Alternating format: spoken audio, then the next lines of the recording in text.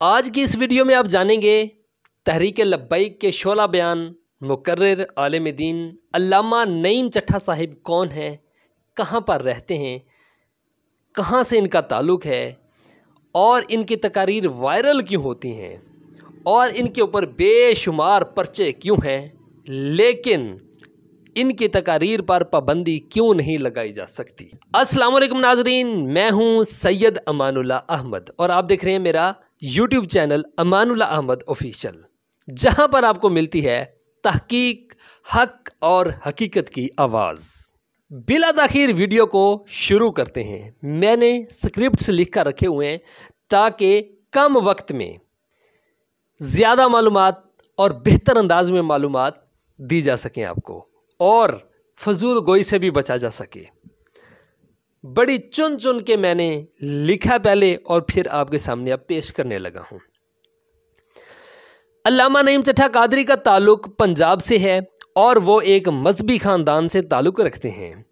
انہوں نے ابتدائی دینی تعلیم اپنے مقامی مدرسے سے حاصل کی اور بعد میں مختلف مدارس میں تخصص بھی کیا۔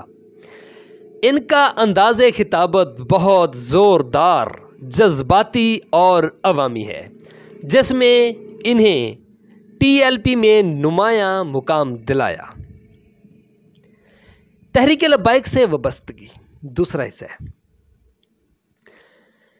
علامہ نعیم چٹھا نے تحریک لبیک یا رسول اللہ صلی اللہ علیہ وآلہ وسلم کے قیام کے بعد اس میں شمولیت اختیار کی اور ابتدائی دنوں میں حافظ خادم حسین رضوی کے قریبی رفقا میں بھی شامل ہوتے تھے۔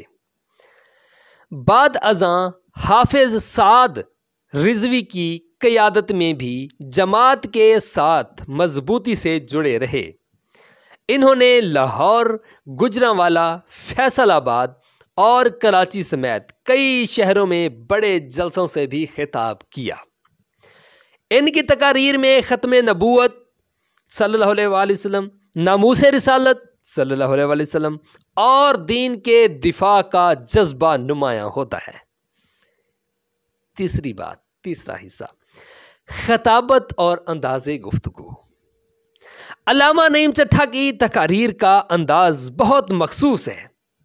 وہ نہایت زوردار آواز، عوامی لب و لہجہ اور پرجوش انداز میں بولتے ہیں۔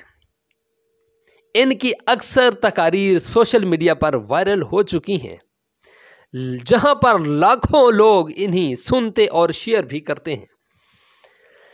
ان کا انداز بریلوی مکتب فکر کی کلاسیکل تقاریر سے مشابہ ہے اور وہ دینی اور سیاسی پیغام کو ایک ساتھ جوڑنے کی مہارت بھی رکھتے ہیں۔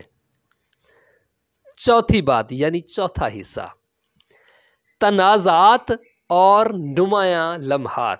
یہ بہت اہم ہے، سنیے گا۔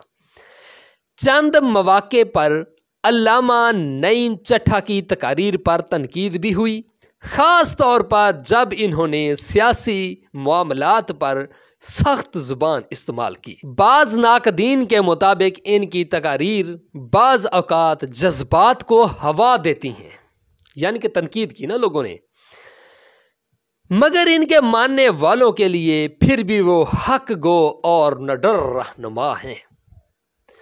وہ 2021 کے احتجاج، سعد رضوی کی گرفتاری اور لاہور میں مارچ کے اندر بھی نمایاں نظر آئے تھے۔ حصہ 5، موجودہ حالات اور عوامی اثر۔ آج کل علامہ نعیم چٹھا TLP کے مرکزی جلسوں اور سوشل میڈیا پلیٹ فارمز پر متحرک ہیں، لیکن عہدے سے ہٹا دیے گئے ہیں۔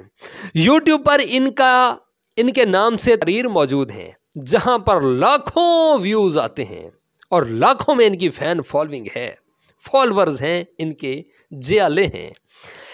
ان کا پیغام نوجوانوں تک پہنچ رہا ہے اور وہ دینی اور سیاسی سوچ رکھنے والے نوجوانوں کے درمیان ایک جانا